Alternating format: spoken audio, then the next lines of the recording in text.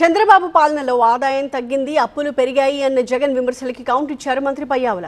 జగన్ పచ్చి అబద్ధాలు చెప్పారని, తమ హయాంలో 7.5% ఆదాయం పెరిగింది అన్నారు.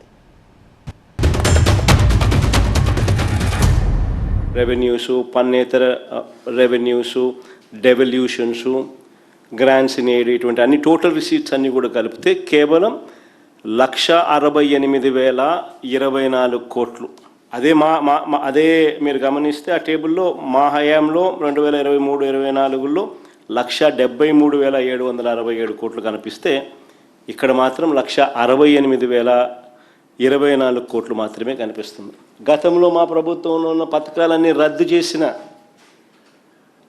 ఏకంగా fiscal deficit as a percentage of expenditure, అంటే అప్పులు as a percentage of total expenditure 2024-25లో 32.5%కు పెరిగింది. ఆర్థిక విధ్వంసానికి ఇవన్నీ కూడా చిత్రపటాలు. All these are paintings. ఎక్సైజ్లో తగ్గిందా, స్టాంప్స్ అండ్ రెవెన్యూస్లో తగ్గిందా, కమర్షియల్ ట్యాక్సెస్లో తగ్గిందా? ఎక్కడ తగ్గింది చెప్పండి? స్టేట్ అండ్ రెవెన్యూస్ ఎక్కడా తగ్గలేదు, కేంద్రం నుంచి వచ్చేటువంటిది కూడా తగ్గలేదు. ఇవన్నీ కూడా పెరిగాయి. గత ప్రభుత్వం కంటే ఒక విధానంలో చూస్తే 4% పెరిగాయి, ఇంకా ఓవరాల్గా చూస్తే 7.5% పెరిగింది.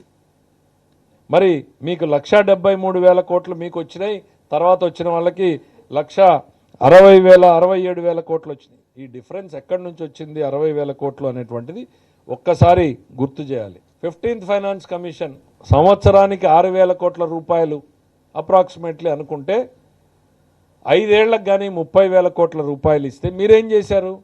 ఈ 2 సంవత్సరాలకి సంబంధించినటువంటి డబ్బును కూడా మీరే డ్రా చేశారు. 30,000 కోట్లు 3 సంవత్సరాల్లో వాడేశారు. తగ్గలేదు, రాష్ట్ర ప్రభుత్వ ఆదాయం తగ్గలేదు, కేంద్రం నుంచి వచ్చేటువంటిది తగ్గలేదు.